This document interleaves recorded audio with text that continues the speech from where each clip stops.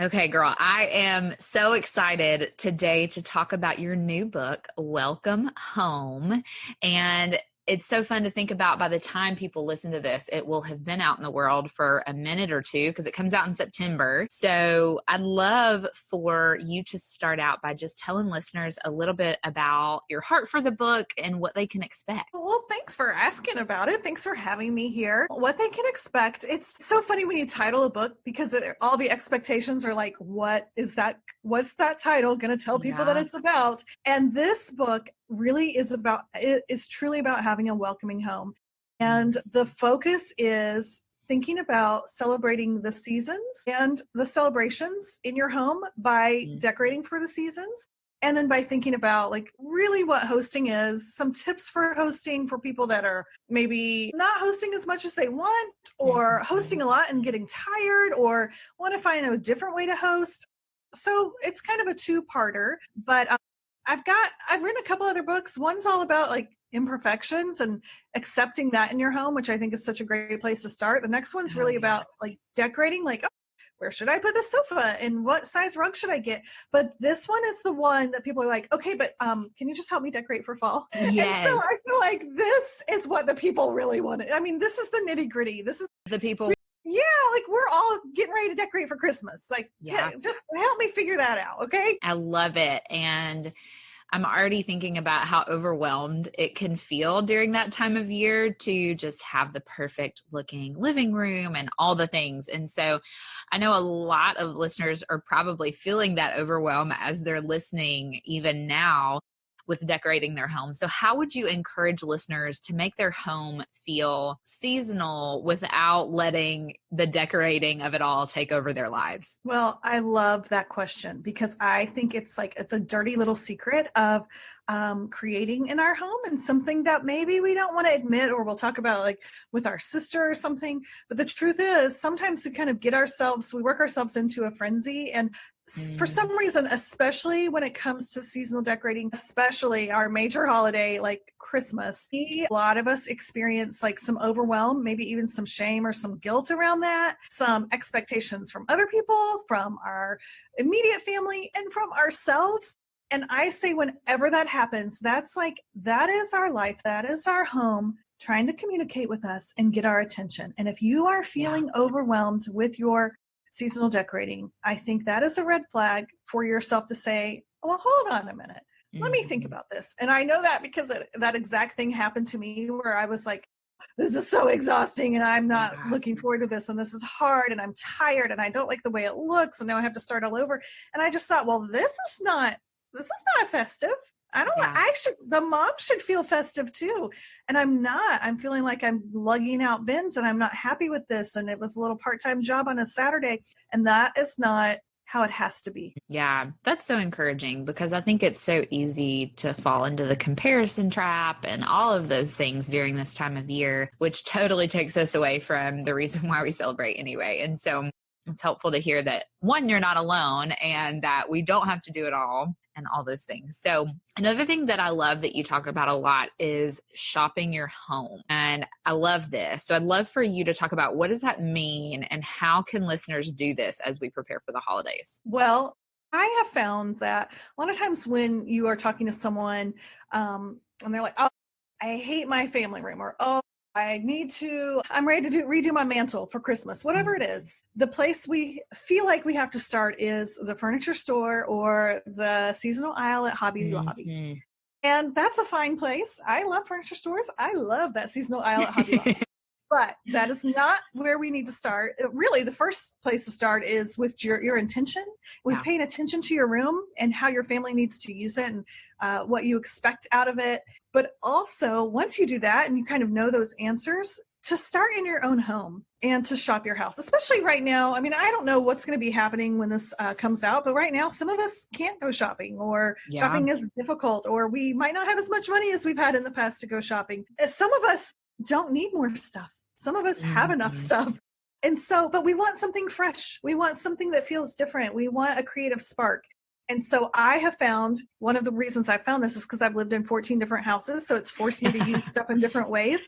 But sometimes you can get that fix. You can get that little change, that little creative spark just by trying your own things in different places. And so that could be as small as, you know what, I'm ready for some bright reds in my home. It's December 1st. I want to bring red in, and shopping your house, walking around each room and just looking for pops of red. And that might mean opening the linen closet and finding a red tablecloth. That for me, a lot of times it means bringing down a stack of red books, like vintage, beautiful books, and stacking them somewhere, and then going to the yard and finding something with red berries. And I keep a little closet with like different pillow covers. I'm a big fan of pillow covers. They unzip and you can wash them. So I'll look for something with maybe some red in it there. And so it's really easy, instead of thinking I got to paint my walls a whole new color if I want red, or I have to buy the sofa or buy a new art. No.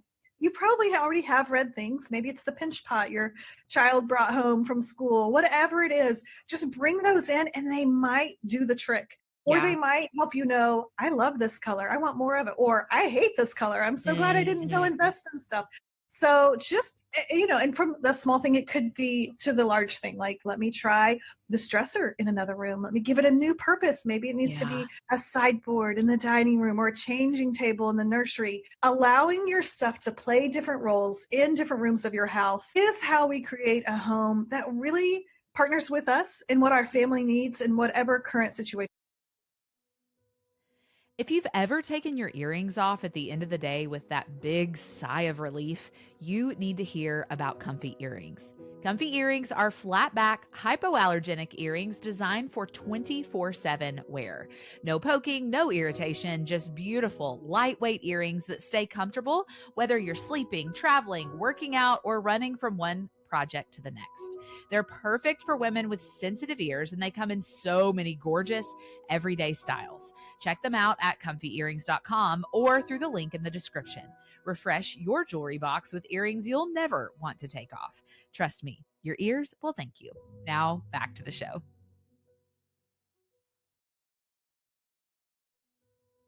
Looking for non-toxic, high-quality soap made by a company you can trust? Let me introduce you to Indigo Sundries, a Christian, family-owned small business that's been handcrafting soap for over 20 years. Every bar is made the old-fashioned way and free from seed oils, parabens, phthalates, sulfates, and all the other things your skin just doesn't need. Just clean, skin-loving ingredients that actually leave you feeling moisturized and refreshed. Whether you love a good fragrance, prefer essential oils, or need a simple unscented bar, Indigo Sundries has something for everyone, plus liquid soaps, room sprays, and beard products too. Get free shipping on orders over $50, and don't forget to use code Rebecca10 for 10% off at checkout. Treat your skin to the good stuff at indigosundries.com. That's really cool. And we've even done that in several places in our home lately. So my husband and we got married a little over a year ago, and I moved into the rental house he was in before we got married, which was interesting, combining lives into a small house. But about 6 months ago, God just totally opened up just the perfect house for us in this season. It was really cool. And so we were able to kind of combine our stuff in a way that we weren't, in the very beginning. And my husband had been gifted a kitchen table and chairs that are really cute. I think they were built in the 30s, so just very, very well made. But the stain of the wood of the chairs actually matched this table that my grandfather built me really well. And it'll be the kitchen table that I have until I die.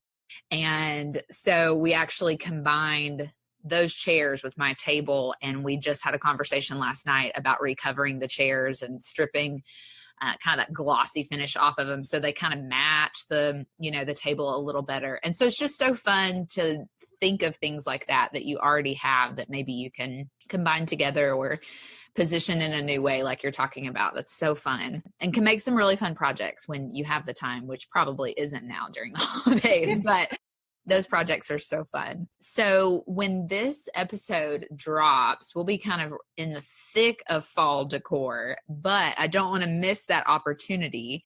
So I'd love if you were to give listeners just like a couple tidbits for fall decor, a couple tips. What would those be? One would be, don't feel like you have to mimic those beautiful Instagram photos where they have 83 pumpkins on the front porch. You can have an abundant, cozy looking fall vignette with 1 or 2 pumpkins. And there's nothing wrong. If you have a pumpkin patch and you have 87 pumpkins, by all means. But I think there's this feeling that, oh, if I see 3 more porches with overflowing pumpkins, that must be the only way to do it. And so I would ask you to challenge yourself and say, well, could I get a beautiful look with less? And I know that's kind of my heart. I'm a cozy minimalist at heart. And so I want to get the most amount of style with the least amount of stuff. I still want it to look beautiful. I still want it to reflect my style, but I don't want to have to spend an afternoon or all my money or all my time shopping for lots of little things. And so instead of lots of smalls, I go for 1 or 2 big statement things. Instead of lots of small pumpkins, I'm going to go to the farmer's market and I'm going to buy the biggest, juiciest, fattest, most glorious pumpkin and have my statement pumpkin. And that can be sitting next to my one planter, next to my front door. He gets all the attention and I don't have to lug around lots of little pumpkins. Thinking more in like one statement piece instead of lots of little things trying to have a voice. I think you can hear things visually, hear them. I know that sounds I'm like mixing metaphors there, but when you have less items, but they have a stronger presence. So thinking like that has helped me a lot. And then also just going outside and using branches, I love to find like a branch that still has all the dried leaves on it and like breaking that off really tall, like a 3 foot tall, putting that in a big vase in my kitchen. It has presence. It feels like fall. And when it's done, I don't have to pack it away. I just throw it back into the yard. And so finding things that I can decorate with that I don't have to store for 11 months out of the year has been a real gift to me and challenging as well. But then it also allows me to mix it up. If I don't want a green pumpkin one year, if I don't want an orange pumpkin, I can kind of change that up. So I would say that as well. That's awesome. I'm even just looking over here to the side and I have a big Tupperware container full of all of my holiday decor because I don't have anywhere else to put it, you know? And so I do have it all in one place, but it's helpful to think of those things that you can kind of put together and throw in the yard or whatever. I love using those kind of natural things because that would be so helpful. So, and I'm sure you could think of so many things you could do like that for winter as well. So that's so fun. So I'd love to talk a little bit about another thing that you talk about, which is a consumer winter versus a creator winter. So could you talk about that a little bit? Yes. And I think it applies to all of the seasons. So with every season, before I begin to kind of seasonalize my house, I have to set my mindset up. Am I going to approach this like a consumer or like a creator or like the creator really? And so I think in the past, I really approached every season like a consumer, like, okay, my kids love summer, my kids love winter, whatever it is. And I want my house to reflect that. That's important to me. It still is. So I guess what I need to do is go to the Target aisle of all the seasonal stuff and load my cart up and sprinkle that all over my house and done. And that's kind of the way of the consumer. And now when I think in the way of a creator or the creator is I kind of mimic what's happening in nature and how God created the seasons to kind of perennial things happen outside. And we know what season it is whenever we're walking outside because of what we experience with our 5 senses. And so to bring that in and to apply that same thing to our home is such an easy way to add like layers of coziness and layers of seasonality without only requiring just the visual and like expecting so much from that visual decor. And so that means thinking about the sense of smell and what can I add a layer of scent to my home for every season. There might be, essential oils or room spray or lovely candles. What can I add that the sense of touch is really using, bringing that in. So maybe some fur blankets in the winter or something shiny and very thin in the summer, whatever that is, however that looks like for you. I know we change out flannel sheets. I add slippers. Everyone can wear those because we have wood floors everywhere. We have really cozy pillows and then they're too hot in the summer. I'm not going to have a fur throw, so I'll switch that out for something striped and lightweight. Even thinking about I have musical playlists because I want a layer of sound. It takes up no space in the house. And so do I have speakers to play my playlist? Do I have a playlist prepared for every season? And thinking about the taste, I want to make sure I am serving food that makes sense for the season. As I'm cooking it, you can smell it. So what happens is, you're doing all this stuff. Your kids are at school and they come home and you have cider on the stove. You have your fall playlist playing. You have your fall scented candle. and maybe some cozy throws out, and they're going to notice, and they're going to say, it feels like fall without any decor. Now you can still add decor. I sure do, but I am relying less on filling every surface. So it keeps my house a lot more simple. And then it's adding those consumables that we're going to use anyway. I'm going to buy food anyway. We're going to listen to something anyway. But to have this seasonal rhythm, it like creates a perennial home that really feels in keeping with what's happening in the world. And it just makes sense. Love that. And I think we think about a lot of those things at Christmas, but I don't think I think about those things in the 3 other seasons. And that's really cool to keep in mind as seasons turn. Even spring and like music, like Colby Calais and things like that are things I would listen to in the spring where I wouldn't listen to that in the winter, you know? And so once you start paying attention, you're going to want to make a playlist for every season. And I bet you already do things, seasonalizing your house for every season. You just don't realize. You get the beach towels out, right? You know, at the end of spring. You're putting the school bags away at the end, in the beginning of summer. You're getting stuff ready even right now, back to school, even if school's at home. Like, we're doing things. We're just not like giving ourselves credit for it. Sure. And I think it's being intentional about that as well. And you know, none of these things that you're saying are rocket science or super difficult to implement. It's just being intentional about it as the seasons turn is really cool. So one of the things that I love to camp out on for a little bit, because I do think this will really relate and resonate with our listeners, is hospitality, which is something that you talk about a lot in the new book. And one quote that you say that I love is, hosting is never about the host, and hospitality is never really about the home. And so how would you encourage somebody who is maybe, again, super overwhelmed with the idea of hospitality? And, you know, how would you define hospitality for them and help them see that in a not overwhelming way? Well, I would say hospitality is really just creating a safe place for people to connect. It doesn't even have to be inside your house. It could be at the park. It could be in your car. It can be in your backyard. And also, I think that hospitality is best served when we are in the right mindset. If you are hosting out of guilt, if you're hosting and exhausted and overwhelmed, I think you need to give yourself grace and give yourself some time and cancel. I know we've had times that I knew if I had people over, I would not be able to create that safe space for connection because I wasn't in a place where I could listen or ask the next right question. And that's what hospitality is. It isn't just having someone over because it's Sunday after lunch or every Friday. It's really putting yourself in a place where you can be and be present. And that can take a lot, especially for introvert. I'm an introvert. I don't know if you are or not, but that takes a toll on me. So I had to be in the right place. And that might mean like maybe I won't be hospitable for a few weeks or a few months. And I think that's okay. Like, I do think there are some of us that are putting high expectations on, you know, I value hospitality. So that means I need to be doing it all the time. Or I value hospitality, and I have a lot of mixed emotions about it because I'm not crazy about how my house feels, but that feels like I'm being materialistic. So I guess I just have to have people over anyway. And I say, I understand that.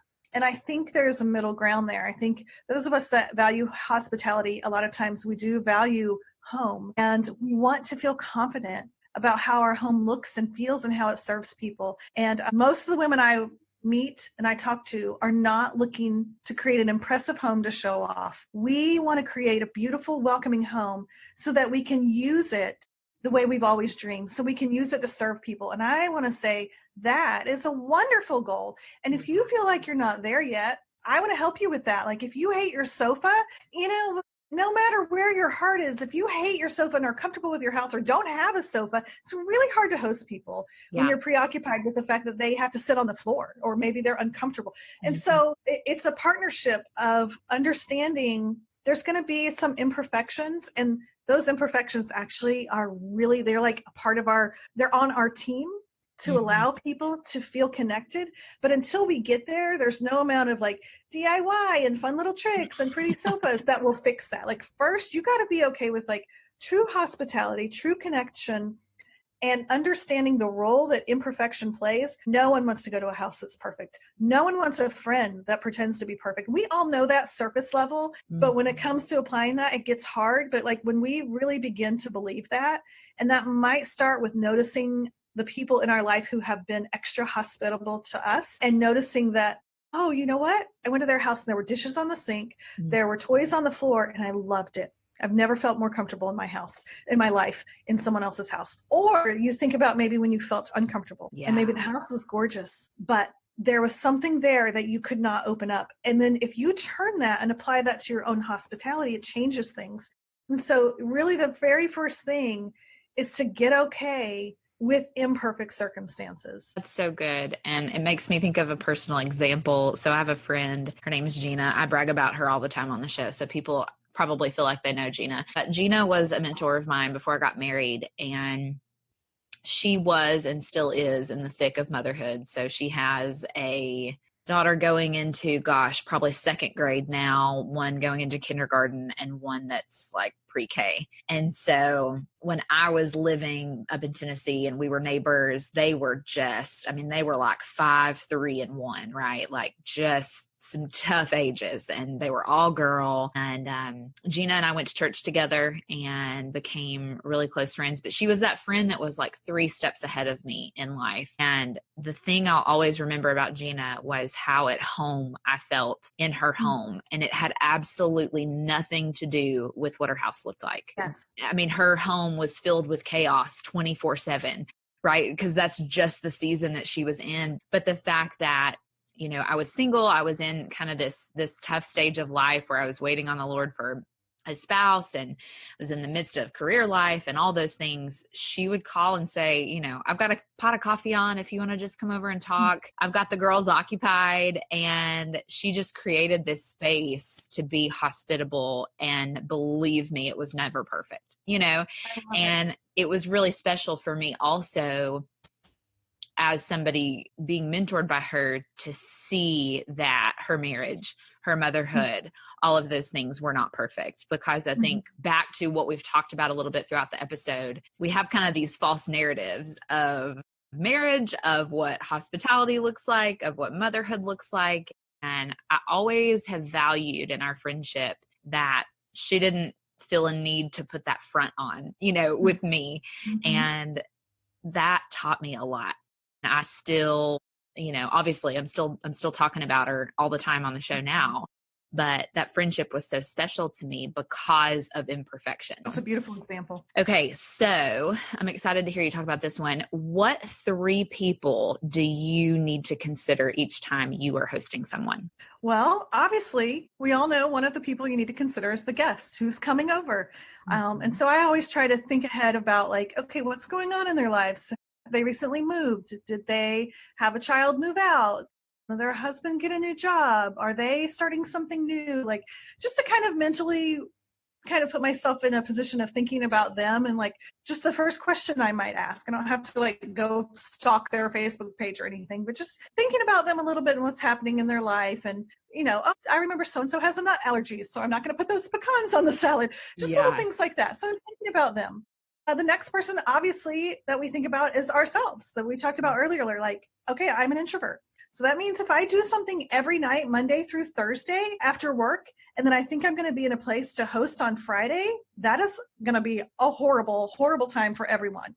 And so you have to know yourself and know your own personality and how you were created. And you got to allow yourself to be yourself. And so I know that if I plan on hosting people on a Friday night, that means I need to have kind of a quiet night on Thursday, kind of a quiet night on Wednesday, and give myself time so that I can be in a people-y mood, so that I can listen in the way they deserve to be listened to. Even when it comes, and we talk about this in the book, like even when it comes to like thinking about the menu, if I'm cooking something, I'm really careful with not trying to over-prepare. I always say you can get cook 2 things homemade and the rest is store-bought or others brought. Like just semi-homemade all the way, because it's not about the meal, it's about the connections.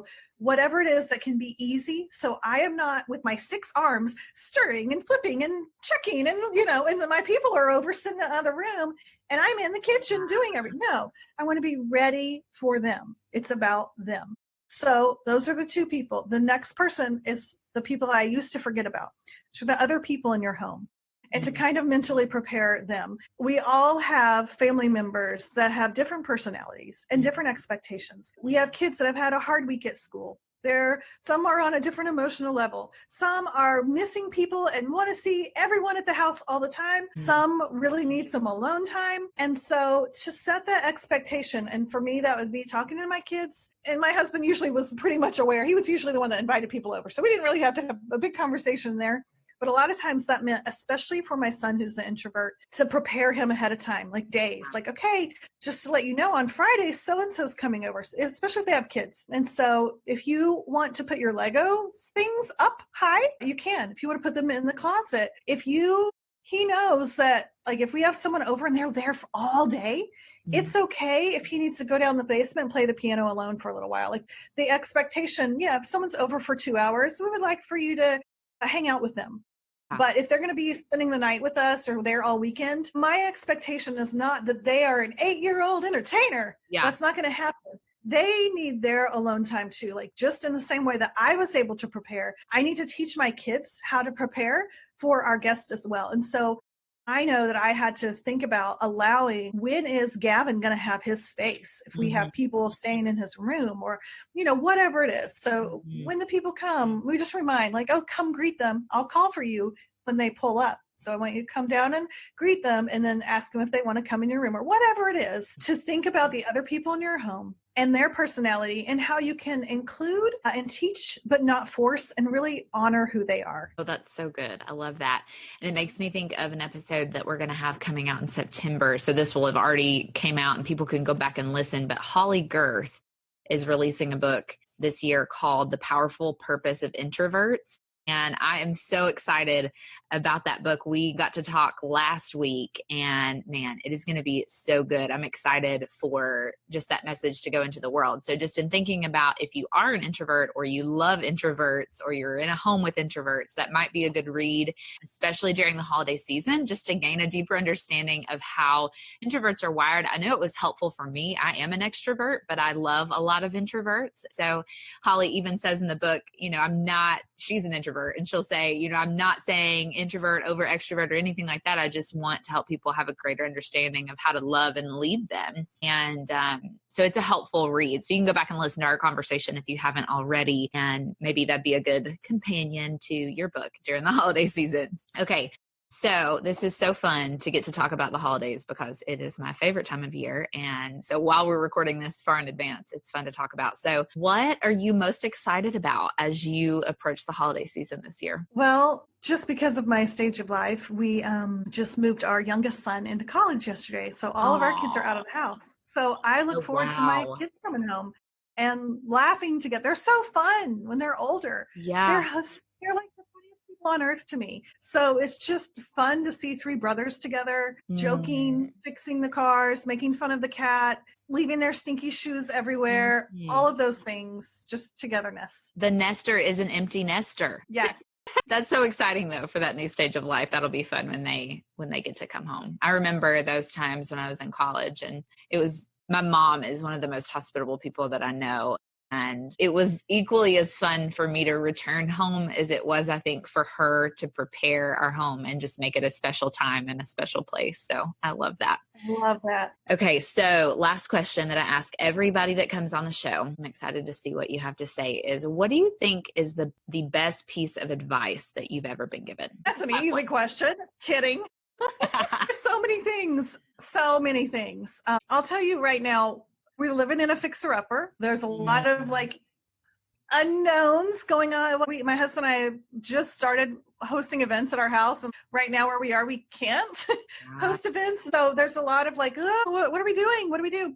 And so my own mantra, so it's not necessarily advice someone gave me, but my own mantra that's kind of running through my head right now is do what you know, use what you have, and finish what you started. And so I can really get out of my own head about I got to do this project. I got to do that project. There's so many things. Where do I start? And so to think about doing what I know and using what I have and finishing what I started kind of narrows that for me. And it has applied to everything from the fixer-upper to writing a book, to my work, to working in the yard, just crazy things. It's been a helpful little mantra. Oh, I love it. And that's so helpful during this time of year too, for people to hear. That resonates with everything we just talked about. So I love it. Okay. So tell everybody where they can connect with you, grab the book, all those things. Well, of course, the book is wherever books are sold. So Amazon, Barnes & Noble, Target, all of that. I hang out a lot on Instagram. I love it. It's so visual. You can find me at The Nester, and I have a website that has lots of different offerings based on where you are in your home journey. So I call that the